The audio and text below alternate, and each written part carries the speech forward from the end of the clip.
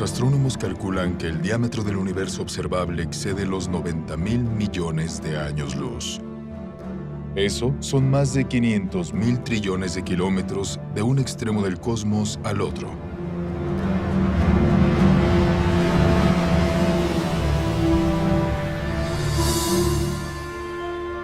El universo contiene al menos 170.000 millones de galaxias, con tantas estrellas y planetas que su número sobrepasa los granos de arena de todas las playas del mundo.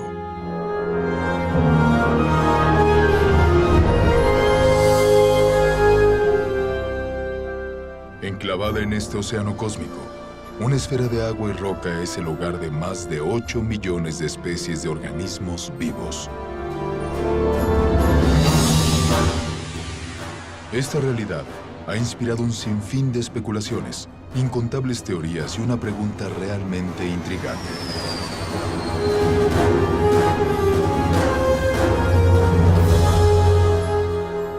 ¿Cuáles eran las probabilidades de que la vida surgiera en el tercer planeta de un Sol que orbita dentro de uno de los brazos espirales de la Vía Láctea?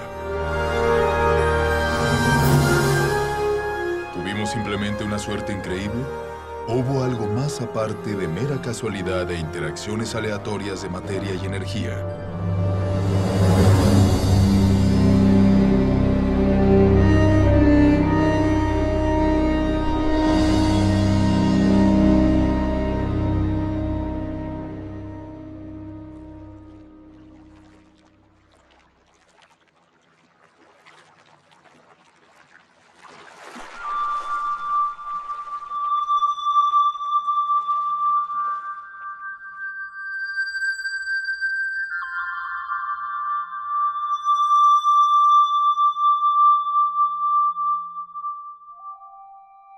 Como habitantes humanos de la Tierra, nos resulta fácil dar la vida por sentada. Es más, estamos mal acostumbrados a su abundancia.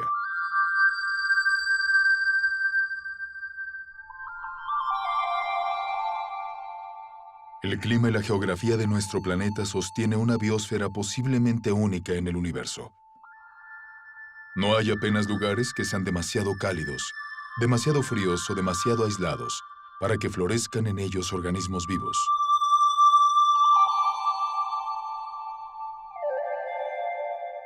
En medio de esta espectacular diversidad, uno de los mayores retos a los que se ha enfrentado la ciencia resuena en cada insecto, secuoya y ballena. ¿Cómo surgió la primera vida en un tiempo en el que no existía vida de ningún tipo? ¿Cómo se originó la vida en la Tierra? ¿Por dónde empezar? Es decir, hay decenas de teorías y te encuentras con una tremenda diversidad de puntos de vista, muchos de ellos contradictorios entre sí.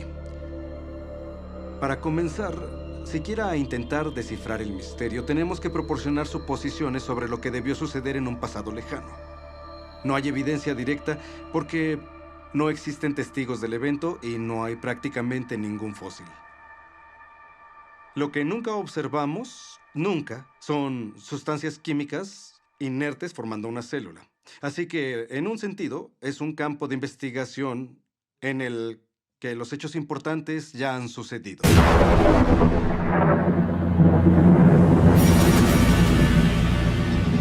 La historia primordial de la Tierra es, de hecho, una narración incompleta.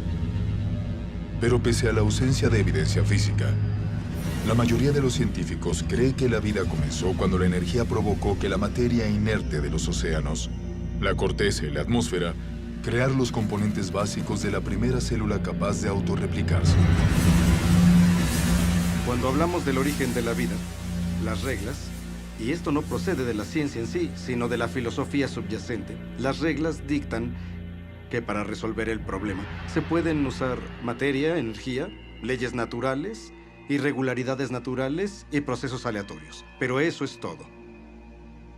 Lo que no se permite usar, fundamentalmente, según las llamadas reglas de la ciencia, es la mente o la inteligencia. Si hubiera que asignar un nombre a esa postura, el más adecuado sería materialismo científico, una filosofía que dice que la única explicación aceptable tiene que traducirse en términos de materia y energía. Y si no puedes resolver el problema con esos recursos, no te está permitido cambiar las reglas. Así que, desde esa perspectiva, ¿cómo surgió la vida partiendo únicamente de materia y energía? Ahora, intenta resolver el problema. ¿Cómo construir una célula? Todas las formas de vida que han existido en la Tierra están formadas por células. Las pistas sobre su origen se esbozan a partir de una red de máquinas moleculares.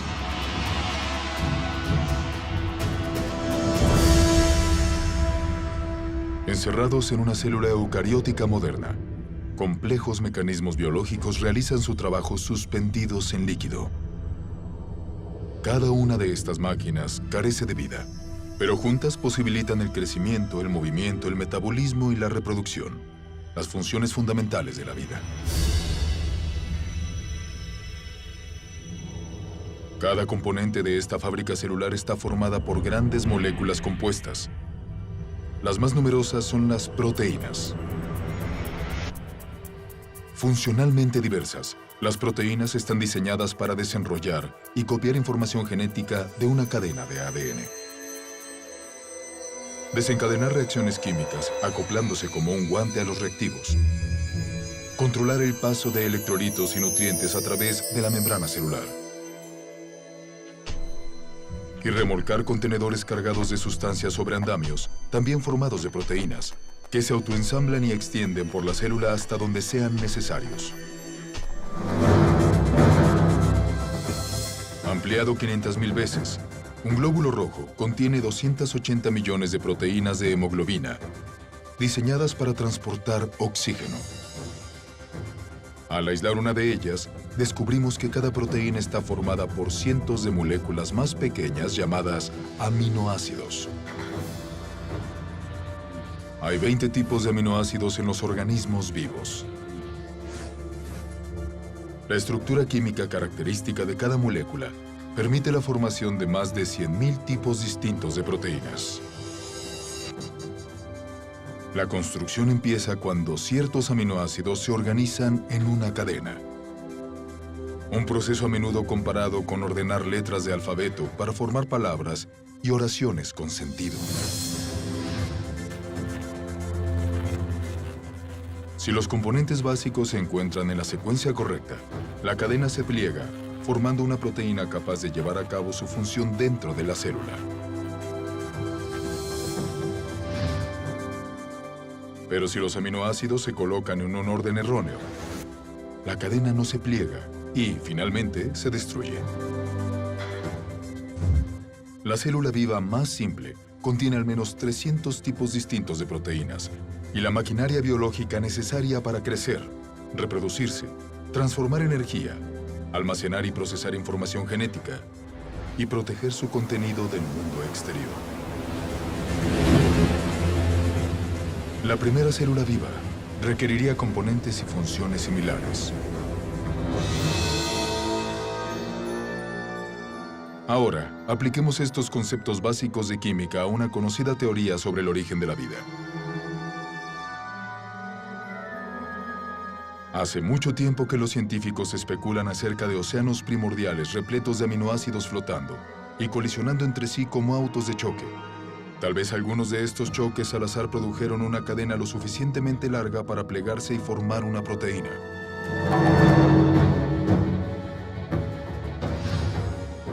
Después, más aminoácidos se unieron en más cadenas que se enrollaron formando aún más proteínas. A su vez, otras moléculas complejas, incluyendo ácidos nucleicos, lípidos y azúcares, también se autoorganizaron, dando lugar a componentes esenciales. Y entonces, sin previsión ni dirección, surgió en este caldo químico la combinación precisa de moléculas para formar una membrana que encerró a todas y cada una de las máquinas específicas de una célula capaz de reproducirse. Y ahí la tienen, vida a partir de materia inerte. Todo eso suena muy razonable. El problema es que, en la Tierra primitiva, la complejidad interna necesaria solo para sobrevivir sería abrumadora. Porque la vida, tal como la conocemos, Se caracteriza por una gran cantidad de máquinas moleculares. Y si eliminamos esa maquinaria esencial, la célula deja de existir, porque llega un punto en el que no puede simplificarse más y seguir existiendo. Simplificar más implica la muerte. Hay quien critica este argumento diciendo, no se puede tomar la biología celular moderna y proyectarla en el pasado, porque como quiera que fuera, la primera célula era mucho más simple que lo que vemos hoy. De acuerdo, puedo considerar esa premisa. Describe la primera célula. Membrana celular. Si vas a ser la primera célula viva, necesitas una barrera, una membrana que te proteja del entorno. Dicha membrana debe permitir el paso selectivo de nutrientes y materias primas específicas que usarás como combustible y energía. También necesitas almacenar enormes cantidades de información genética en cadenas espirales de ADN. Transcripción. Estas instrucciones detalladas para la vida se copian con una precisión extraordinaria. Ribosoma. Luego, en fábricas llamadas ribosomas, la información se convierte en cadenas de aminoácidos y proteínas. Reproducción celular. Finalmente, estarás perfectamente equipada para reproducirte, dando lugar a futuras generaciones de células. Estas funciones básicas las llevan a cabo todos los seres vivos. Son, en cierta forma, la definición de lo que implica estar vivo, así que ya seas una célula del pasado, una célula muy simple, o una célula actual más compleja, realmente no importa, vas a tener que llevar a cabo esas funciones. La mayoría de los químicos creen, al igual que yo, que la vida surgió espontáneamente de mezclas de moléculas en la Tierra prebiótica. ¿Cómo? No tengo ni idea. George Whitesides, químico, Universidad de Harvard. Pese a los abrumadores obstáculos, la idea de que los elementos químicos básicos se organizaron por sí solos para formar una célula viva se lleva proponiendo desde hace al menos 150 años. En 1871, Charles Darwin escribió una carta en la que describía una pequeña charca tibia repleta de las sustancias apropiadas para generar vida.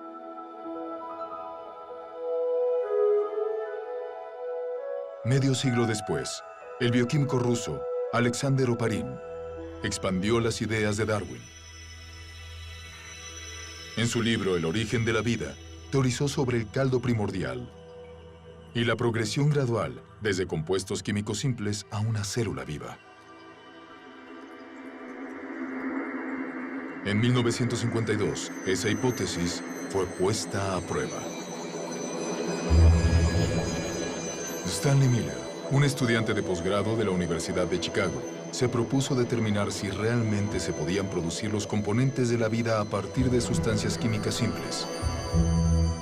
El joven científico construyó un sistema de recipientes de vidrio, simulando el ciclo primigenio del agua, e introdujo una mezcla de gases que pretendía imitar a la atmósfera de la Tierra primitiva.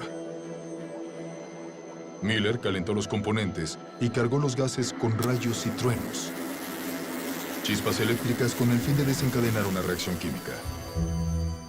En pocos días, se formó un fango parecido a la brea en el recipiente. En él, Miller identificó 4 de los 20 aminoácidos que se encuentran en las proteínas. Por primera vez, bajo condiciones supuestamente naturales, se habían generado moléculas esenciales para la vida a partir de materia y energía.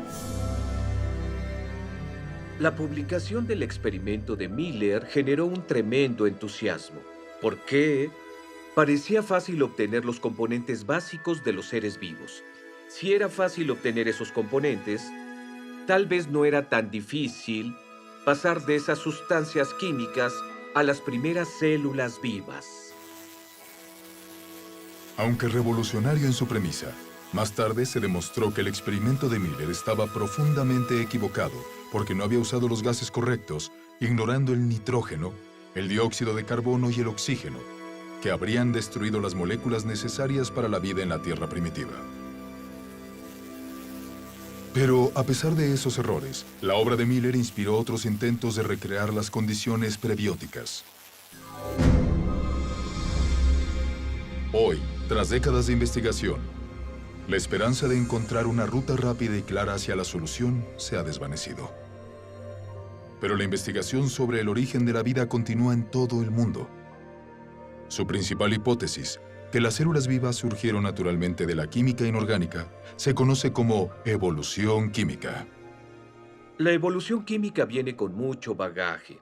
Si vamos a tomarla en serio como explicación del origen de la vida, también debemos tomar en serio ciertas propiedades fundamentales de la biología.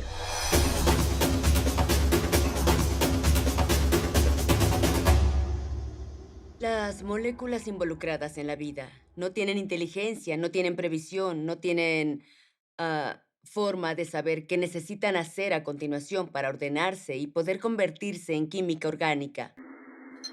Si pusiera aminoácidos en un tubo de ensayo en mi laboratorio, aunque lo calentara y lo agitara muy bien, y siguiera haciendo eso durante 100 años, o 1000 años, o durante 10.000 años, o 1.000.000 de años, no pasaría nada. Aminoácidos, nucleótidos, lípidos, en sí mismos no representan vida. Son inertes, no se reproducen, no almacenan información y en cierto sentido son tontos. No se despertaron una mañana y dijeron, oigan, reunámonos todos y formemos una célula que se autorreplique. Eso no pasó. A la química en sí misma le es indiferente si algo está vivo o muerto.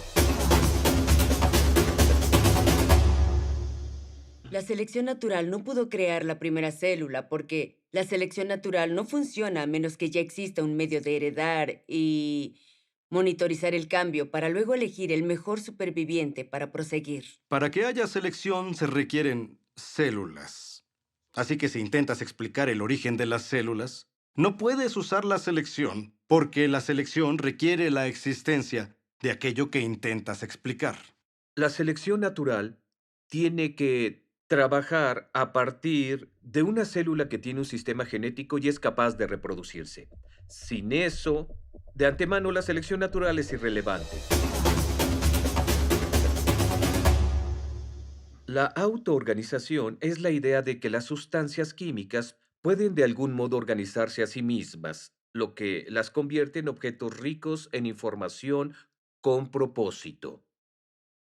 Las moléculas y los átomos pueden autoorganizarse en un sentido. La sal sería un ejemplo. En la sal hay iones de sodio y de cloro, y estos interactúan entre sí porque tienen cargas positivas y negativas. Así que esa afinidad natural conduce a la formación de cloruro de sodio, cloruro de sodio, cloruro de sodio, que entonces pueden empaquetarse de forma estereotípica para formar un cristal. Los cristales de sal son la misma cosa repetida una y otra vez. Si un cristal de sal fuera un libro, sería un libro de una sola palabra. Ese tipo de geometrías repetitivas no contienen la clase adecuada de información, la que haría falta, digamos, para formar una proteína. La secuencia que vemos en una proteína es altamente irregular. No hay forma de predecir cuál será el siguiente aminoácido en la secuencia a partir de los anteriores. Así que la autoorganización que efectivamente observamos en el mundo natural es del tipo erróneo cuando se trata de construir las estructuras ricas en información de los seres vivos. Así que una vez que eliminamos la selección natural y la autoorganización, y uno se da cuenta de que las moléculas no tienen la capacidad de pensar ni de planificar, el azar asoma su feo rostro, y los científicos odian el azar como explicación del origen de la vida. ¿Azar? ¿Y por qué el azar es una opción tan poco satisfactoria?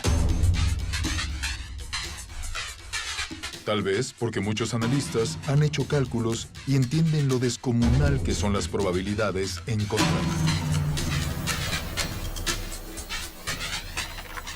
El azar se define como el elemento desconocido e impredecible en cualquier evento que no tiene causa asignable ni dirección por una ley natural o agente inteligente. Desde el siglo XVII, la herramienta usada habitualmente para predecir el resultado de dichos eventos se llama probabilidad matemática. A grandes rasgos, la teoría funciona así. Al lanzar una moneda al aire y predecir cara, la probabilidad de acertar es del 50% o de una probabilidad entre 2. Al lanzar 2 monedas, la probabilidad de obtener 2 caras a la vez es de 1 entre 4. 3 monedas y 3 caras en un solo intento, una probabilidad entre 8. Cada vez que agregamos una moneda, la probabilidad de éxito, en este caso, todas caras en el mismo lanzamiento, se reduce exponencialmente en un múltiplo de 2. De modo que si se lanzan 10 monedas, la probabilidad de 10 caras es 1 entre 2 elevado a 10, o menos de 1 entre 1000.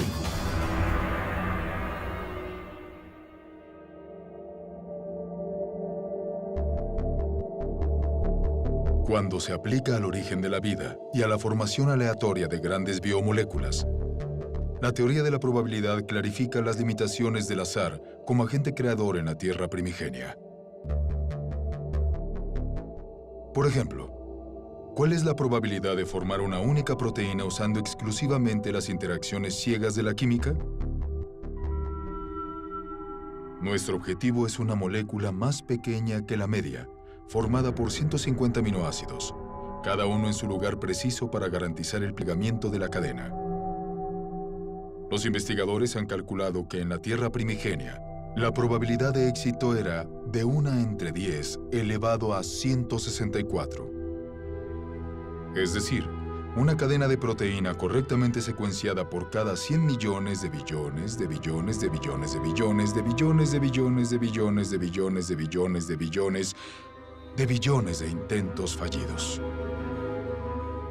A pesar de estas minúsculas probabilidades, algunos teóricos argumentan que, con tiempo suficiente, todo es posible. Muy bien, pongamos a prueba la validez de esa opinión. Comenzaremos estableciendo un medio ambiente ideal para la evolución química. Un mundo imaginario que le proporcione al azar toda oportunidad de éxito. Primero, saturamos los océanos con aminoácidos. Eso significa que todos los átomos de la Tierra, incluyendo su provisión completa de carbono, nitrógeno, oxígeno, hidrógeno y azufre, están disponibles para formar 10 elevado a la 41 juegos completos de los 20 tipos de aminoácidos con los que se construyen las proteínas. Después alteraremos las leyes naturales con el fin de proteger estos componentes básicos de los rayos destructivos de la luz ultravioleta y de la contaminación química en el caldo primordial. Ahora dejemos actuar a la química y veamos qué pasa.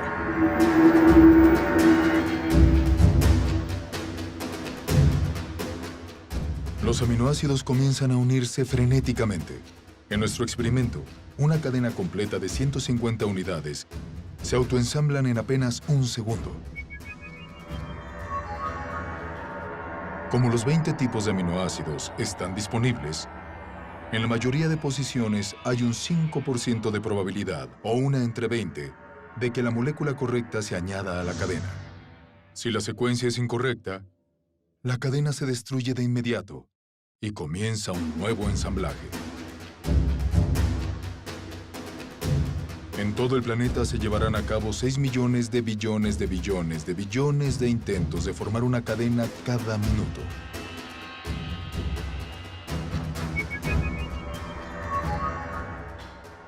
Eso significa que en 4.600 millones de años, la edad máxima calculada para la Tierra, el número de cadenas que no se pliegan superarán 10 elevado a 58.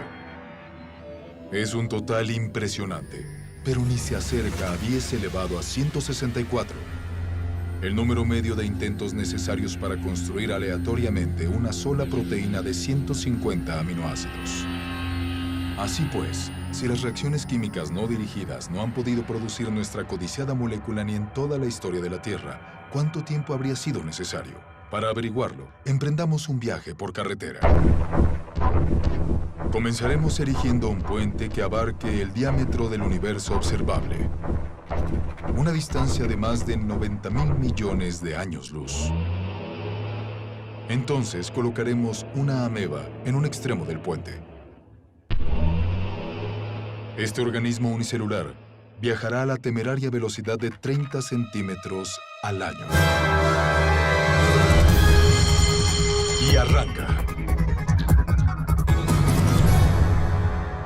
Mientras esperamos a que se forme una proteína al azar, la ameba se desliza por el puente durante más de 5.000 billones de años hasta cruzar el universo entero y luego regresar. Pero esta carrera apenas ha empezado. La ameba despega de nuevo. Logra llegar al extremo opuesto del cosmos y de vuelta al inicio. Sin embargo, aún no hay una sola proteína funcional a la vista. En el siguiente trayecto, le añadiremos una carga, un único átomo.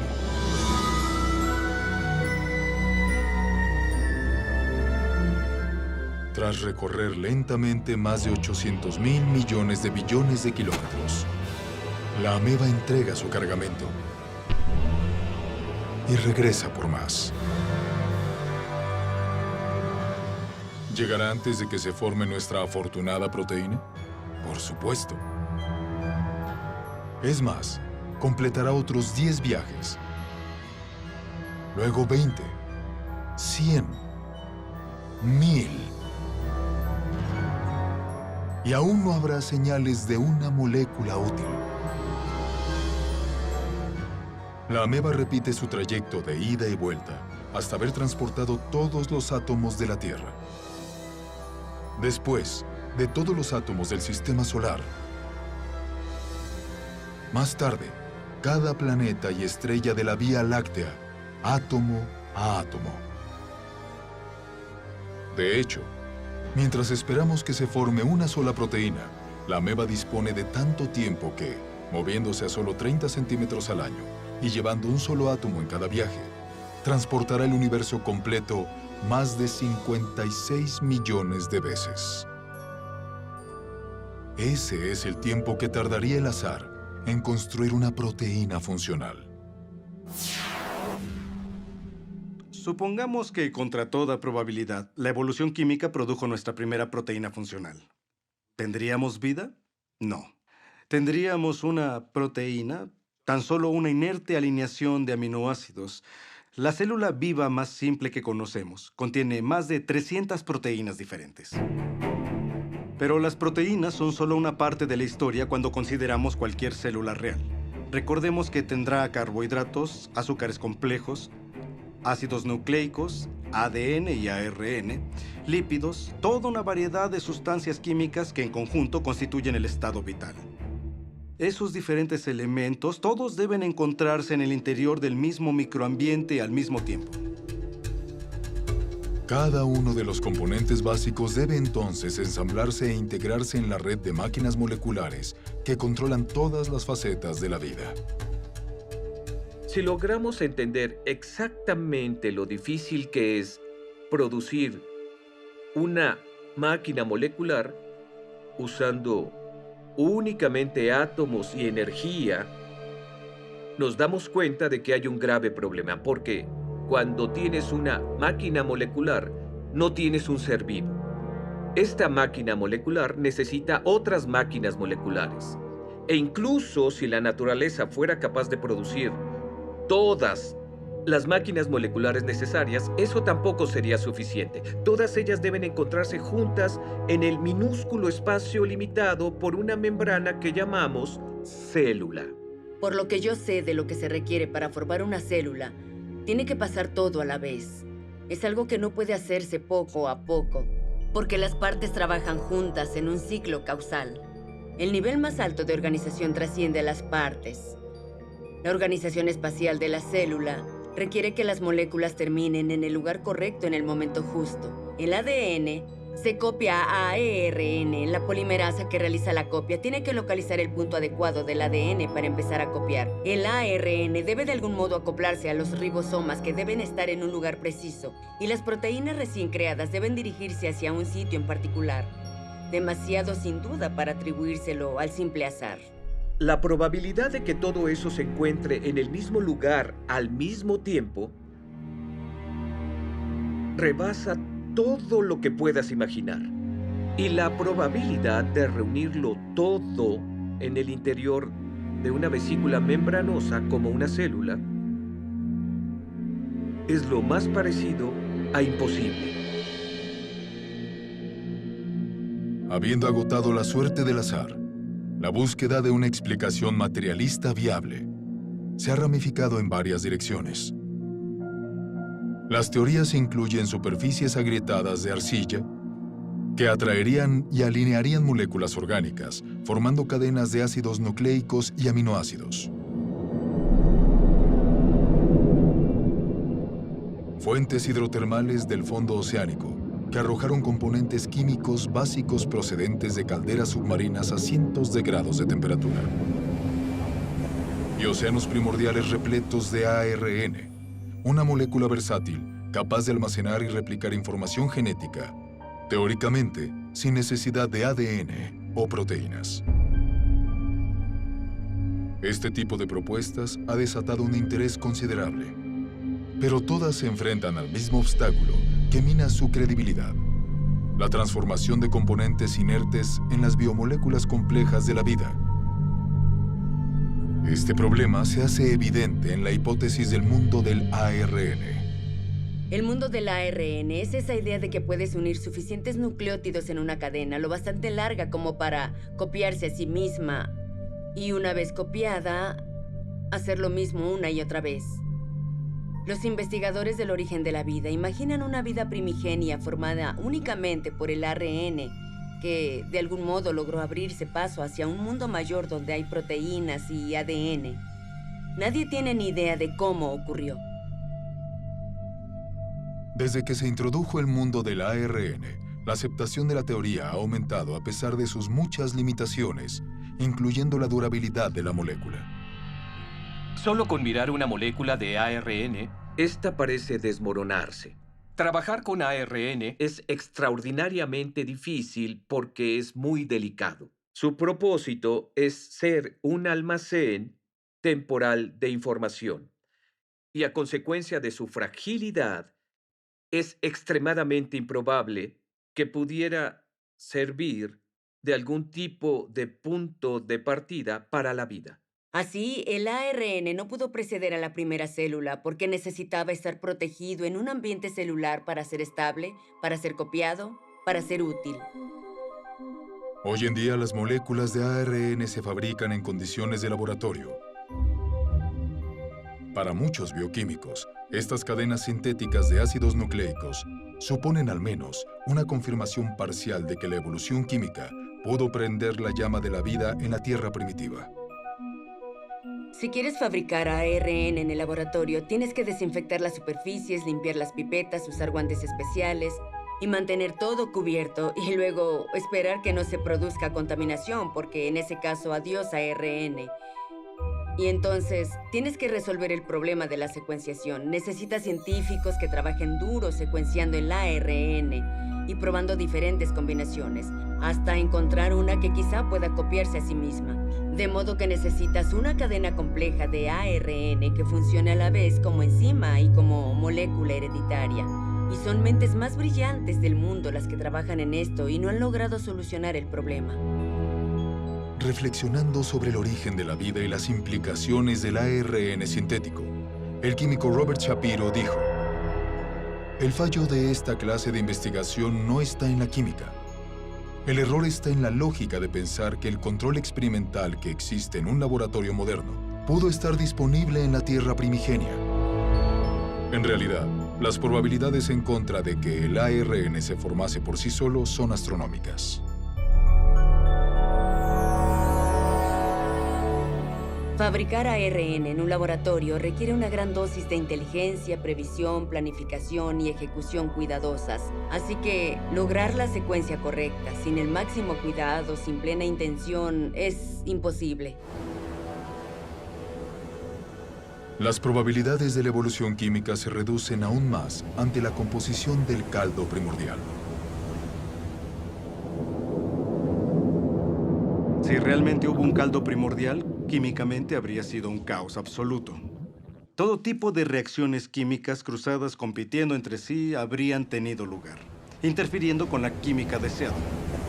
Esto supone moléculas que los seres vivos no utilizan y que son de hecho nocivas para los seres vivos. Las condiciones de la Tierra primitiva eran hostiles para la vida, hostiles para la formación del tipo de enlaces que se necesitan para fabricar moléculas biológicas, y ahí es donde surge un problema enorme, porque el agua rompe los enlaces que mantienen unidas las proteínas. El agua rompe los enlaces que mantienen unidos los ácidos nucleicos, como el ADN. El agua rompe los enlaces que unen los polisacáridos, como el almidón y la celulosa. Así que el origen de la vida no pudo haber ocurrido en el agua.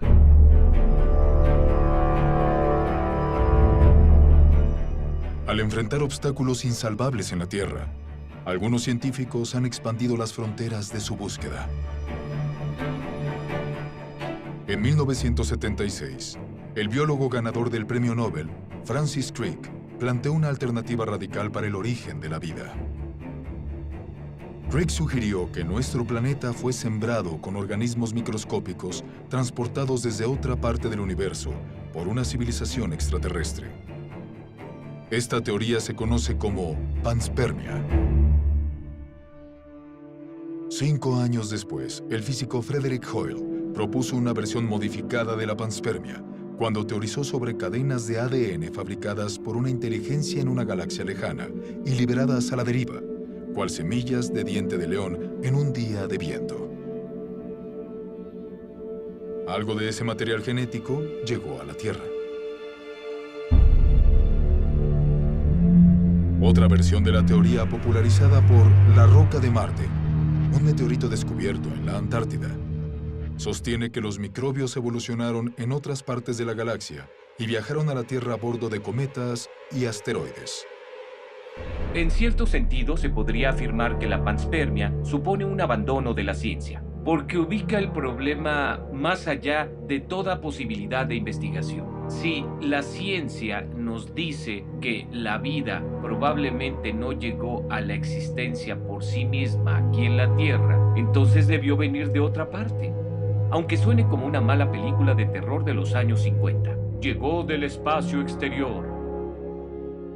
Si existen dificultades para crear la vida en el planeta Tierra, porque, digamos, la atmósfera necesaria es geológicamente improbable o no se pueden conseguir cantidades suficientes de moléculas biológicamente relevantes, esos problemas van a existir en cualquier otro planeta donde postulemos que surgió la vida. No podemos hacerlos desaparecer cambiando la ubicación, qué sé yo, al otro lado de la galaxia.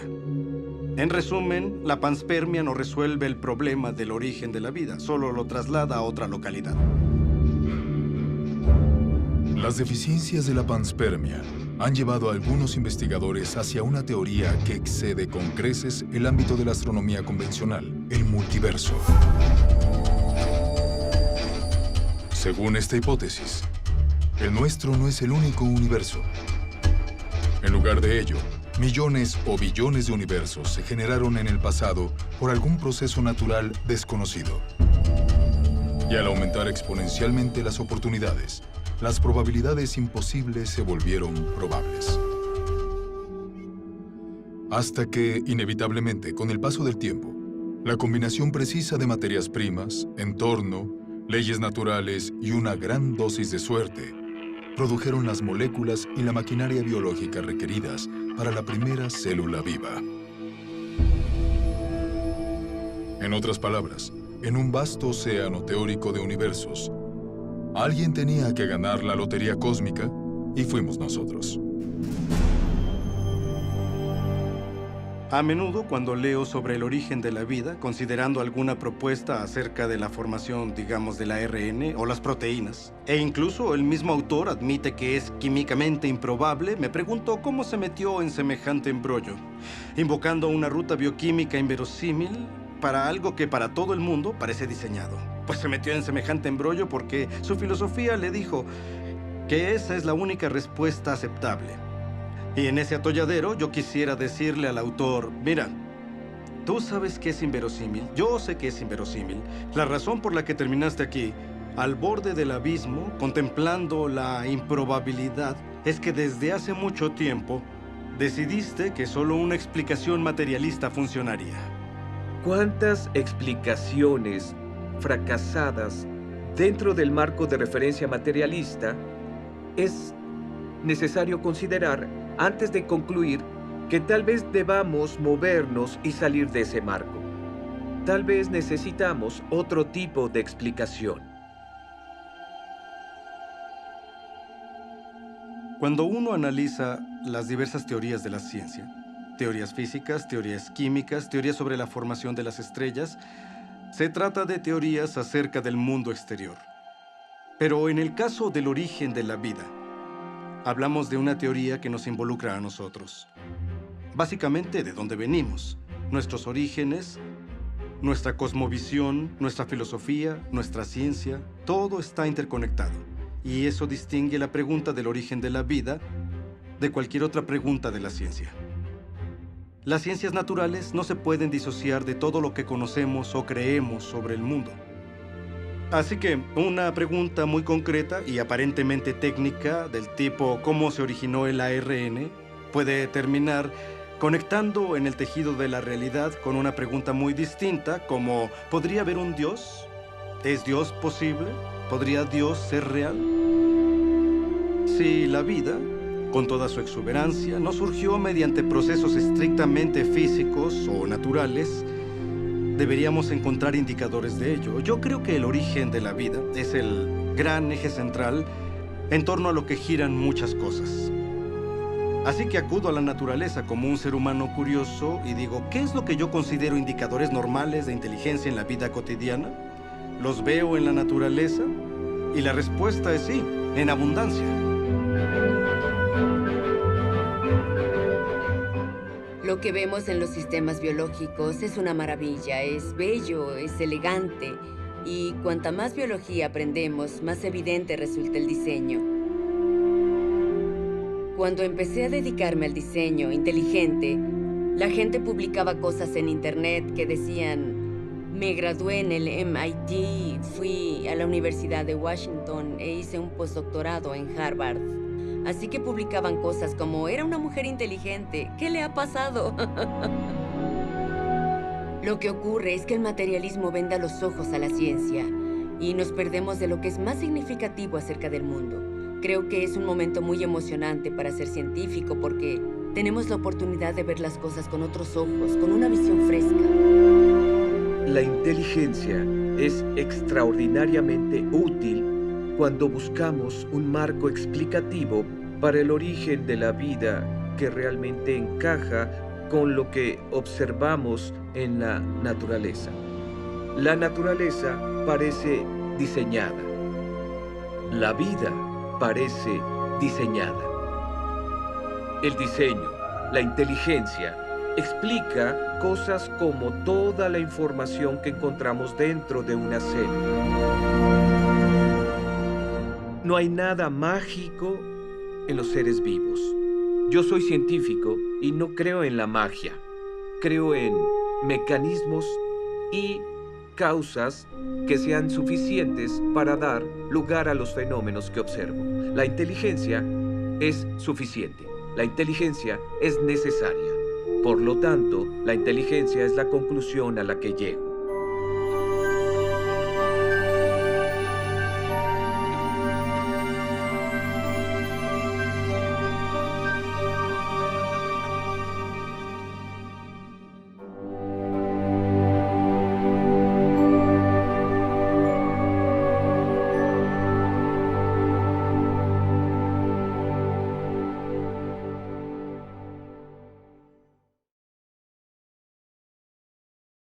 Espero que hayan disfrutado de Origen. Ha sido emocionante formar parte de un proyecto que aborda directamente las grandes preguntas que influyen profundamente en nuestra visión del mundo, a tantos niveles. ¿Cómo comenzó la vida? ¿Las interacciones aleatorias de materia y energía produjeron las primeras células? ¿O la vida solo puede explicarse como la creación especial de Dios? Durante los últimos 30 años, los avances tecnológicos han posibilitado a los investigadores a descubrir y visualizar la compleja red de máquinas biológicas que trabajan dentro de cada célula viva. Este conocimiento ha inspirado el desarrollo de una argumentación científica convincente a favor del diseño inteligente y el origen de la vida. Se trata de argumentos basados en la evidencia, la lógica y la razón. A continuación les mostraremos un cortometraje que explica los principios básicos de esta teoría, que algún día podría revolucionar cómo se entiende, se practica y se enseña la ciencia en todo el mundo.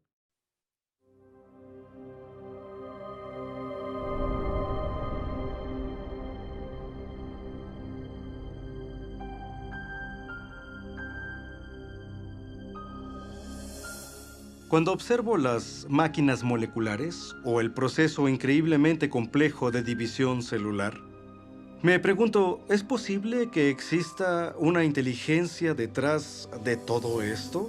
¿Que haya un plan y un propósito para esta estructura? La ciencia debería ser una búsqueda de la verdad acerca del mundo.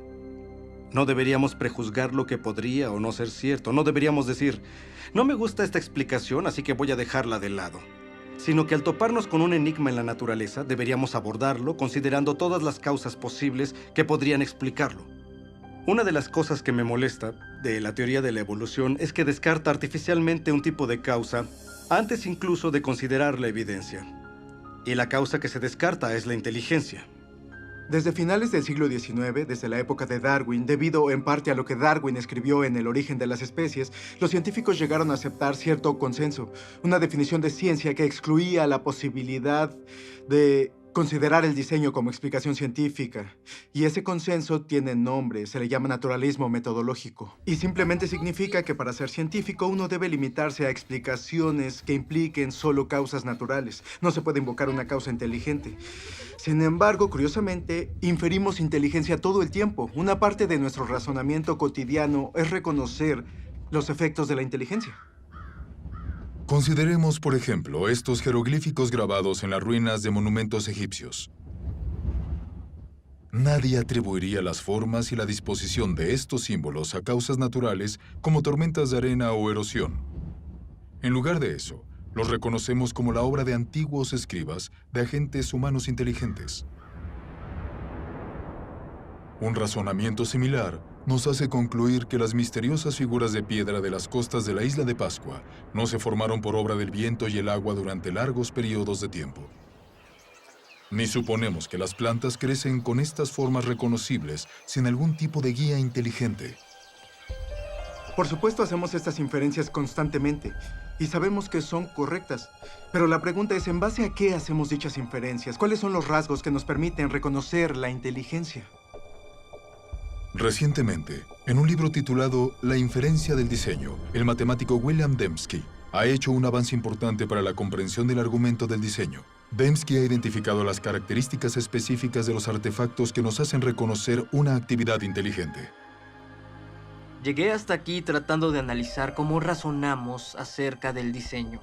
¿Cuáles son los pasos lógicos por los que tenemos que pasar para concluir que existe diseño? Así que lo que intento hacer es establecer un criterio fiable, empírico, científicamente riguroso para decidir si algo ha sido de hecho diseñado. Estaba analizando la lógica de esto y descubrí que se necesita en probabilidad y especificación el patrón correcto. Hacen falta patrones objetivos.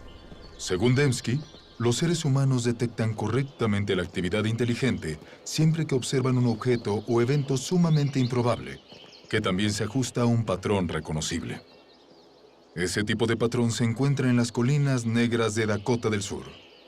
Quien viaje por el oeste verá muchas formas diferentes en las laderas de las montañas, pero la mayoría no significa nada, son solo rocas con diversos patrones. Pero uno no suele ver las caras de Lincoln, Jefferson, Teddy Roosevelt y George Washington en las laderas. Únicamente se ven en Dakota del Sur. Y eso se debe a un escultor excéntrico que decidió homenajear a estos presidentes dedicando la mayor parte de su vida a cincelar sus caras en esa montaña. Ese patrón es improbable. La forma de una ladera cualquiera también es improbable, pero una ladera al azar no especifica nada. Pero sabemos que hubo 4 hombres que fueron presidentes de los Estados Unidos que tenían patrones particulares en sus caras, y los patrones de la ladera de la montaña de Dakota del Sur coinciden con los patrones de sus caras en otros lugares. Si alzo la vista y miro las caras, reconozco inmediatamente que coinciden con las caras de los 4 presidentes que he visto antes en billetes o retratos de la Galería Nacional o en fotografías de libros. Así me doy cuenta que cuando miro el monte Rushmore no solo encuentro una configuración de roca altamente improbable, sino una que coincide con un patrón independiente, lo que sin duda indica inteligencia. Tenemos poca probabilidad y especificación. Es diseño.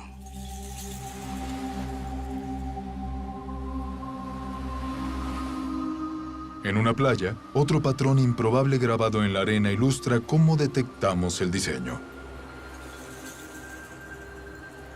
Nadie inferiría que este mensaje fue escrito por el movimiento de las mareas, sino que, debido a las características de este patrón, identificamos las palabras como producto de una inteligencia.